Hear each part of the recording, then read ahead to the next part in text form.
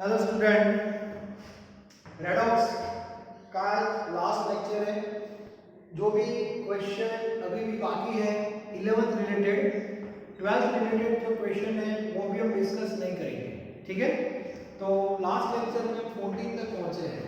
अब 14 के बाद आप देखो 15 आपको भी नहीं करना है, 16 भी नहीं करना है, 17 भी नहीं करना है, 18 19 हमने कर दिया है रेडॉक्स का बैलेंसिंग, और हमें 20 भी नहीं करना है। क्लियर? तो इतने क्वेश्चन जो नहीं करने हैं मतलब वो रेडॉक्स का पार्ट नहीं, ऐसा नहीं है। That is the related with 12th standard, और जो अभी आपने पढ़ा ही नहीं है, ठीक है, तो उसको अभी हम टच नहीं करेंगे। तो आगे बढ़ते हैं हम 8.21 से आगे बढ़ेंगे। 21 नंबर का जो क्वेश्चन है वहां से हम आगे बढ़ने वाले हैं।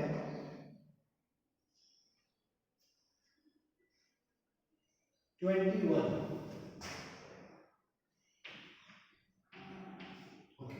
और 21 में लिखा है Mn3+ ion is unstable in solution. इसका मीनिंग हुआ आपके पास एक आयन है Mn3+ that is unstable, and we all know unstable always tries to get stable. ये भी क्लियर है। और उसके लिए वो रिएक्शन में क्या होगा, इन्वॉल्व होगा। अब पर्टिकुलर वो किस रेडॉक्स में इन्वॉल्व होता है देखो, undergoes disproportionation to give Mn2 plus MnO2 and H plus ion। मतलब A जो है वो डिसप्रोपोर्शन में इन्वॉल्व हो रहा है। डिसप्रोपोर्शन का मीनिंग आपको पता होना चाहिए, A+3 में अभी है कि नहीं। डिसप्रोपोर्शन में इन्वॉल्व होना मतलब उसका ऑक्सीडेशन स्टेट आगे भी जाएगा और पीछे भी जाएगा। Such type of redox is known as disproportionation. तो Mn3+ कहां पे जा रहा है वो भी मेंशन किया है, one that is Mn2+, another that is MnO2, और यहाँ पे लिखा है साथ में H+। तो मीडियम हम एसिडिक लेंगे। क्लियर? अब आपको इसको बैलेंस करना है और कुछ नहीं। चलो, तो बैलेंस में हमारे पास दो मेथड है, ऑक्सीडेशन हाफ, रिडक्शन हाफ वाली मेथड है, और ऑक्सीडेशन नंबर की मेथड भी है। तो अभी इसको हम हाफ रिएक्शन से सॉल्व करते हैं। सबसे पहले स्टेट लिख देता हूं मैं। यहाँ पे Mn का स्टेट +3 है, +3 से आप देखो +2 में आ रहा है। यहाँ पे इसका स्टेट आप काउंट करोगे +4 होगा, ऑक्सीजन -2 और हाइड्रोजन +1। तो सबसे पहले आप देखो +3 से वो +2 में जा रहा है कि नहीं, तो इस साइड में जा रहा है up to +2, that is reduction. और +3 में से वो +4 में भी जा रहा है, मतलब यहाँ पे जा रहा है, दैट इज ऑक्सीडेशन। तो आपको इसको दो पार्ट में डिवाइड कर देंगे। कौन से दो पार्ट आपको पता है? First part that is oxidation half, okay, and second part that is reduction half, that is reduction half. और दोनों में जो रिएक्टेंट है दैट इज Mn3+, दोनों में 3+ दोनों में है। तो सबसे पहले ऑक्सीडेशन 3+ से 4+। तो ये देखेंगे हम Mn3+ gives 4+ मतलब MnO2। ये पार्ट हो गया ऑक्सीडेशन हाफ। रिडक्शन +3 से +2, तो again you have to divide Mn3+ gives Mn2+। Okay, चलो अब हमारी जो मेथड है उसके बारे में डिस्कस करेंगे। तो यहाँ पे Mn का तो बैलेंस है, मतलब +3 और यहाँ पे +4। Difference how many electron, 1 electron. तो यहाँ पे हमें एक इलेक्ट्रॉन लिखना है। यहाँ पे से A+3 है और यहाँ पे +2 है, 3 2 1 का डिफरेंस है। रिडक्शन में एक इलेक्ट्रॉन यहाँ पे आएगा। तो ये जो है मेन एटम का बैलेंस हो गया, ठीक है। चलो इसके बाद अब क्या करते हैं, charge, balancing of charge. Left में चार्ज कितना है +3, राइट में चार्ज -1 है, तो +3 ग्रेटर देन -1। यहाँ पे लेफ्ट में चार्ज है +2 टोटल, और यहाँ भी +2 है, so there is no need to balance in charge for reduction half. चलो H+ है तो मीडियम एसिडिक देते हैं। एसिडिक की जगह यहाँ पे डिवाइड करेंगे कितने H+, ये सब आपको पता है, 4H+। तो ये हो गया आपका चार्ज का बैलेंस। इसके इसके बाद हम बैलेंस करते थे हाइड्रोजन। हाइड्रोजन में लेफ्ट साइड में कोई हाइड्रोजन नहीं, राइट में 4 आ गए, 4 आ गए मतलब यहाँ पे आपको प्लस 2H2O ऐड करना है। क्लियर? यहाँ पे हाइड्रोजन है ही नहीं, यहाँ भी बैलेंस नहीं करना है, मतलब हमारे तीनों स्टेप हो गए, नेगेटिव चार्ज और हाइड्रोजन, फिर उसको ऐड कर देते हैं। सो Mn3 plus then plus 2H2O gives MnO2 plus electron plus 4H plus. Complete oxidation half. Now reduction half. Mn3 plus electron gives Mn plus 2. Complete reduction half. Now finally we have to add both half reaction after balancing number of electron. Now here in both sides number of electron that is same, so multiply with 1, multiply with 1. अब बाद में क्या करते थे आपको पता है, दोनों को यहाँ पे लिखते थे, पहले Mn3 plus 2H2O gives MnO2 plus electron plus 4H plus. Now reduction Mn3 plus electron gives Mn plus 2. अब इन दोनों को क्या कर दो, ऐड कर दो, electron will cancel, so Mn3 plus that is 2Mn3 plus 2H2O gives MnO2 plus 4H plus and last one Mn2 plus. So this is complete balanced redox.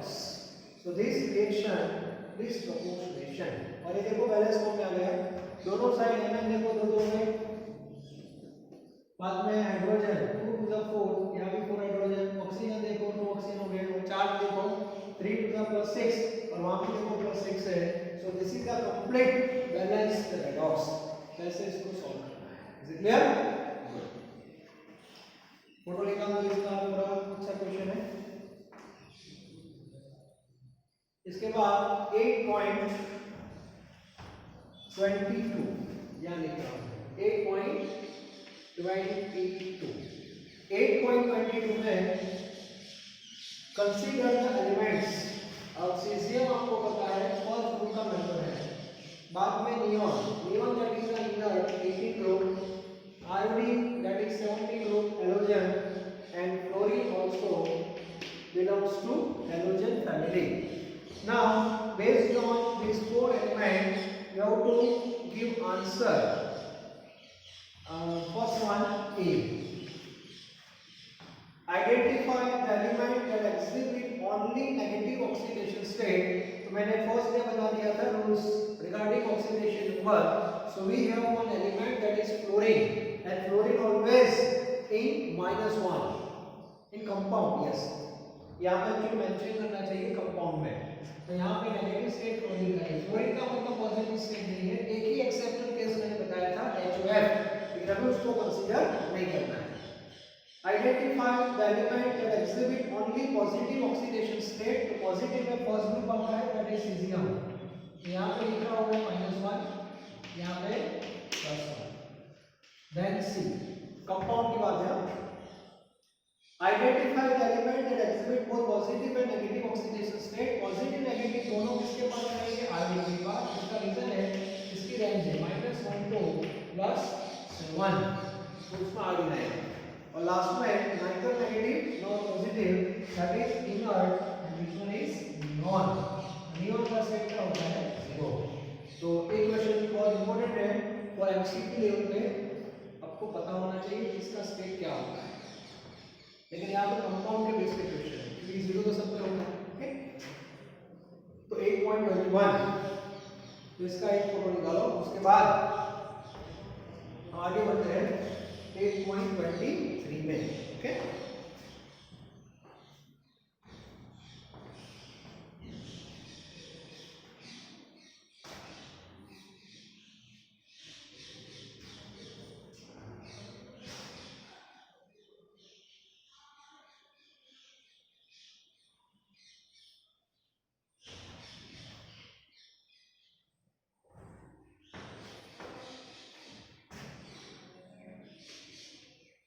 8.23 chlorine is used to purify drinking water. Excess of chlorine is harmful. आपको पता है to purify water we have to add chlorine to kill bacteria, but sometimes excess chlorine present in water and that will harmful for us, so we have to remove that chlorine with the help of sulfur dioxide. So a general knowledge का question है, the excess of chlorine is removed by treating with sulfur dioxide and you have to write balance the equation for this redox change taking place in water. तो redox पहले reaction लिखते हैं, तो chlorine जो है वो पानी के अंदर है, तो Cl2 प्लस वाटर है और इसमें हमें सल्फर डाइऑक्साइड डालना है, ठीक है। अब इसको हमें रेडॉक्स में कन्वर्ट करना है, तो रेडॉक्स में कन्वर्ट कैसे करोगे, तो क्लोरीन अभी 0 में है, तो 0 से वो जाता है Cl माइनस में, मतलब -1, थोड़ा HCl के बदले HCl बनेगा, ऐसे सल्फ्यूरिक एसिड भी बनता है, और SO2 जो है वो SO4 -2 में कन्वर्ट होता है एक्चुअली। तो एक रिएक्शन हम लिख सकते हैं, क्लोरीन की रेंज जो है ना वो एक्चुअली -1 to +7 है, तो अभी क्लोरीन 0 में है, तो 0 से +1 में तो डिफिकल्ट है, तो -7 में इजी हो जाएगा, तो 0 to -1 का मीनिंग हो जाता है रिडक्शन। तो आपको रिएक्शन जब लिखते हो तो दिमाग में ऐसा होना चाहिए क्लोरीन का रिडक्शन होना चाहिए, तो 0 से उसका स्टेट -1 जाना चाहिए, -2 वाला कंपाउंड पता नहीं हमें, तो Cl- लिख सकते हैं ना, आयनिक फॉर्म में, ओके। सल्फर SO2 जो हमारे पास है उसमें सल्फर का जो स्टेट है वो +4 है, अब सल्फर की जो वैल्यू है वो -2 to +6 है, तो SO2 को कहां जाना पड़ेगा, -2 में तो जा नहीं सकता क्योंकि दोनों का रिडक्शन तो पॉसिबल है नहीं, तो +4 को कहां जाना पड़ेगा +6 और +6 वाला कंपाउंड सल्फर का SO4 -2 होता है सल्फेट आयन। तो ये थोड़ा आपको पता होना चाहिए, पता नहीं तो अभी मैं आपको प्रैक्टिस से सब हो जाता है, क्लियर। तो सबसे पहले आपके पास है अनबैलेंस्ड रेडॉक्स है, तो इसको हम बैलेंस करते हैं, ठीक है, लेकिन यहाँ पे हम यूज करेंगे ऑक्सीडेशन नंबर वाली मेथड। चलो सबसे पहले 0 +1 ऑक्सीजन -2 ये +4 ऑक्सीजन -2 ये -1 ऑक्सीजन -2 और सल्फर +6। तो सबसे पहले लेंगे हम chlorine as well as sulphur, तो सबसे पहले मेन एटम की बात करेंगे, मेन Cl2, चलो Cl को 2 से क्या करना मल्टीप्लाई, क्योंकि यहाँ पे 2 Cl, ठीक है, sulphur as it is no change. अब हमने क्या पढ़ा था, ऑक्सीडेशन नंबर को भी चेंज करना पड़ेगा पर्टिकुलर क्लोरीन के लिए, तो क्लोरीन का यहाँ पे -2 हो जाएगा और यहाँ पे 0 × 0, सो 0 से -2 का मीनिंग होगा 2 ऑक्सीडेशन नंबर क्या हो गया, decrease, that is change in oxidation number. Now what about sulphur, तो सल्फर का यहाँ पे +4 है और यहाँ पे +6 है, तो +4 to +6 that is 2 increase, it means into 1 हो गया। तो ऐसे ही आपको लिखना है, there is no change, Cl2 plus H2O plus SO2 gives 2Cl minus plus SO4 minus 2, ये मेन एटम का बैलेंस हो गया। इसके बाद हम क्या करते हैं, यहाँ पे चार्ज, तो लेफ्ट में चार्ज कितना है 0 और राइट में आप देखोगे तो चार्ज -4 है, तो चार्ज का बैलेंस नहीं है। मीडियम एसिडिक लेते हैं, तो यहाँ पे हमें ऐड करना पड़ेगा, यहाँ पे ऐड कर देना +4H+, -1 + 4 0, याद रखना। बाद में बैलेंस करते हैं हाइड्रोजन, तो लेफ्ट साइड हाइड्रोजन लिखते हैं यहाँ पे 2 और इस साइड यहाँ लिखते हैं, लेकिन यहाँ पे आ गए 4, तो भी हाइड्रोजन सिंगलिंग है, तो यहाँ पे हम ऐड कर देंगे +H2O finish, okay.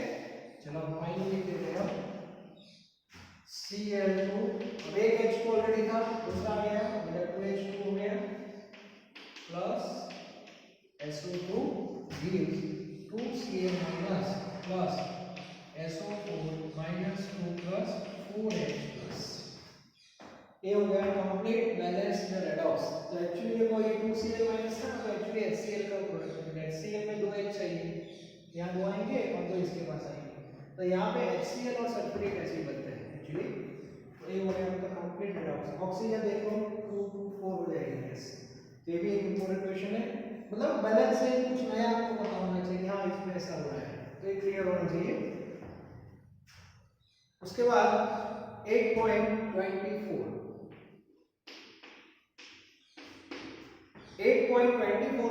refer to the periodic table given in your book and now answer the following question. Select the possible non-metal that can show disproportionation reaction.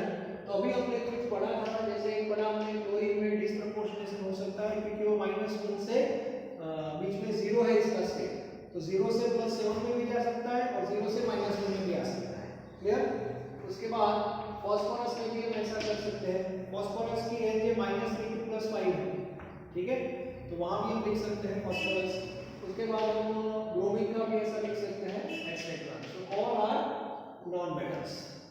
Metal में भी example लिख सकते हैं, लेकिन मेटल ऐसा नहीं, मेटल आयन बोलना चाहिए, मेटल आयंस, ये थोड़ा करेक्शन है। तो अभी 2-3 मैं आपको बता सकता हूं, जैसे अभी देख हमने लिखा था Mn3+, Mn3+ है वो 4+ में भी जा सकता है, पीछे भी आ सकता है, 2+ में आ सकता है। कॉपर में लिख सकते हैं Cu+, कॉपर के दो स्टेट मैंने बताए थे, +1 और +2। तो कॉपर जो है एक्चुअली अभी +1 है, तो +2 में भी जा सकता है और 0 में भी आ सकता है। तो ये जो है Cu+, जिसको क्यूप्रस बोलते हैं, +2 में गया तो क्यूप्रिक, और Cu मेटल में आ गया एलिमेंट, दैट इज 0, ठीक है। ऐसा Fe में भी आप लिख सकते हो, Fe2+, Fe जो है वो +2 में भी होता है, +3 में भी होता है और 0 में भी होता है। ये फेरस है, फेरस से फेरिक भी बन सकता है, और पीछे आए तो फेरस एटम एलिमेंट भी बन सकता है, ठीक है। तो ऐसे एग्जांपल हम लिख सकते हैं एक्सेट्रा। तो नॉन मेटल है, उसमें तो एलिमेंट फॉर्म में ही है, लेकिन मेटल जो है वो आयन फॉर्म में आपको लिखने पड़ेंगे। क्लियर?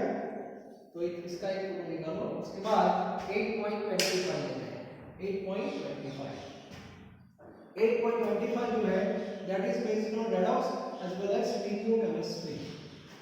तो स्टीरियो का थोड़ा रिवीजन हो जाएगा हमारा, जो हमने ऑलरेडी पढ़ा हुआ है।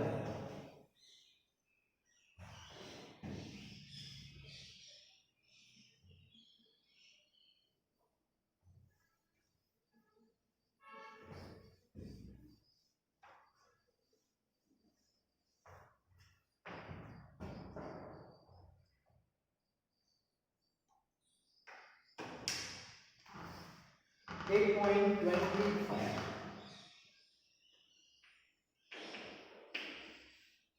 8.25 जो है उसमें Oswal process which is used for the production or preparation of nitric acid like contact process।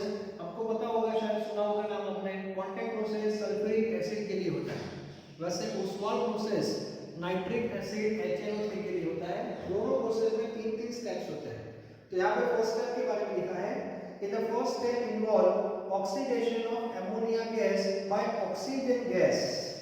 First step जो होता है उसमें ये जो अमोनिया गैस है उसमें O2 ऐड होता है पहले स्टेप में, okay. And we have nitric oxide and steam. Nitric oxide की फॉर्मूला है NO और स्टीम मतलब H2O। Clear? And what is the maximum weight of nitric acid that can be obtained starting only with 10 gram ammonia? Ammonia जो लिया वो 10 ग्राम लिया, okay, और oxygen जो लिया है वो 20 ग्राम लिया है, और आपको कितना नाइट्रिक ऑक्साइड मिलेगा वो आपको फाइंड करना है। तो सबसे पहले इसको बैलेंस कर देते हैं, normal fast balance, okay. Redox ही है लेकिन सिंपल वे विचार नहीं इसमें। तो डायरेक्ट देखो अमोनिया, हाइड्रोजन 3 है यहाँ पे आप 3 लिखोगे तो हाइड्रोजन 6 हो जाएंगे, तो यहाँ पे आपको 2NH लिखना पड़ेगा, तो नाइट्रोजन 2 हो गए, यहाँ पे 2NO करना पड़ेगा, और लास्ट में ऑक्सीजन चेक कर लेते हैं। यहाँ पे 2 ऑक्सीजन, यहाँ पे 3 ऑक्सीजन, 3 + 2 5, तो यहाँ पे आपको 5/2 मतलब 5/2 हो गया, 5/2 है ऑक्सीजन, मतलब प्रोपोर्शन जो रहेगा वो 2:2, या लिख रहा हूँ 2:2.5:2:3, ओके। और एक प्रोपोर्शन को क्या बोलते थे? मोल प्रोपोर्शन।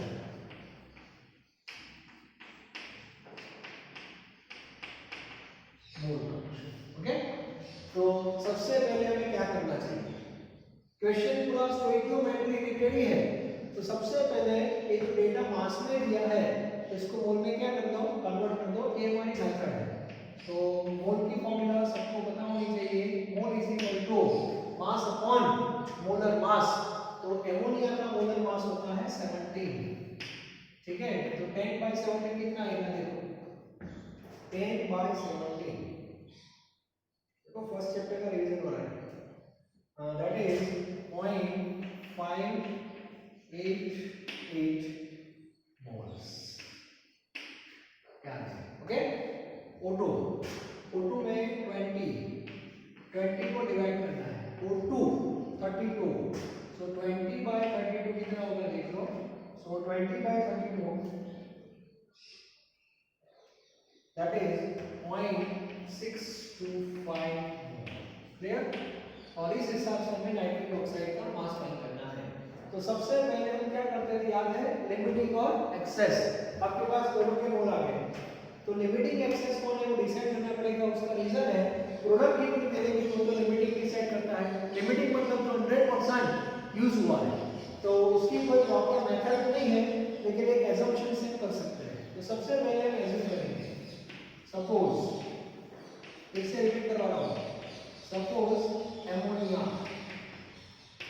एमोनिया इज L, ऐसा मान लेंगे। एमोनिया L है, मतलब वो लिमिटिंग हो गया।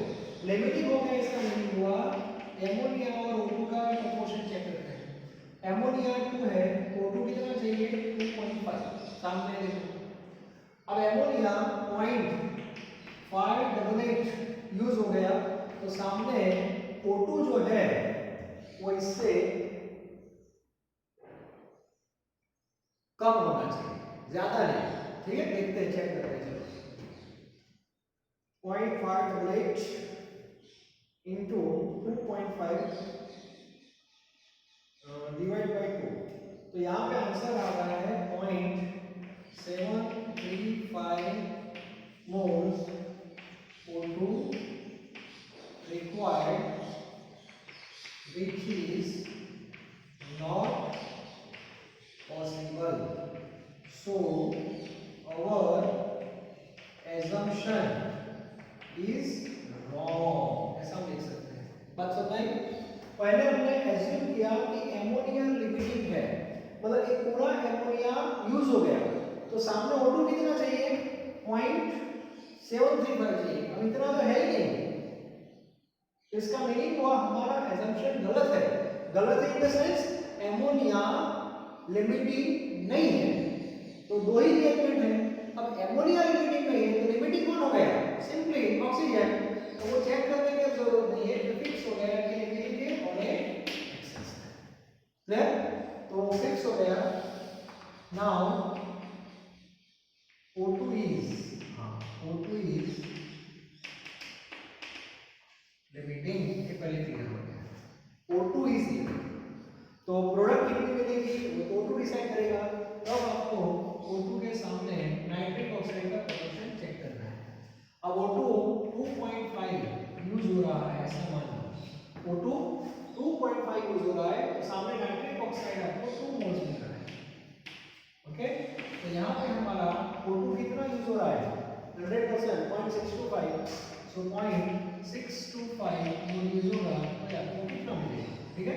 Therefore 0.625 into 2 divided by 2.5, and that is equal to, check करो कितना आ रहा है, 0.625 into 2 divided by 2.5, and that is 0.5 mole, 0.5 moles NO produced। अब आपको क्वांटिटी मतलब मास चाहिए, therefore mass of NO produced is equal to 0.5 into nitric oxide का molar mass, nitrogen का 40 और ऑक्सीजन का 16, तो यहाँ पे आएगा 30, answer become 15 gram. This is our answer. बस समझ आए? So this is a stoichiometry और कुछ नहीं, वो भी देखो रिवीजन में। सबसे पहले रिएक्शन कितना होता है स्टोइकियोमेट्री में, उसका बैलेंस करते हो तो बैलेंस भी हो गया। बैलेंस के बाद प्रोपोर्शन लिखते हैं। तो एक्चुअल क्वांटिटी आपको दी है, एक्चुअल क्वांटिटी मास में दी है, तो मास को पहले मोल में क्या कर दो, कन्वर्ट कर दो, तो डिवाइडिंग मोलर मास, दोनों के मोल आ गए। उसके बाद ये दो में से क्योंकि प्रोडक्ट कितने मिलेगी वो तो कौन डिसाइड करता है, लिमिटिंग। इसके लिमिटिंग कौन है वो चेक करना पड़ेगा।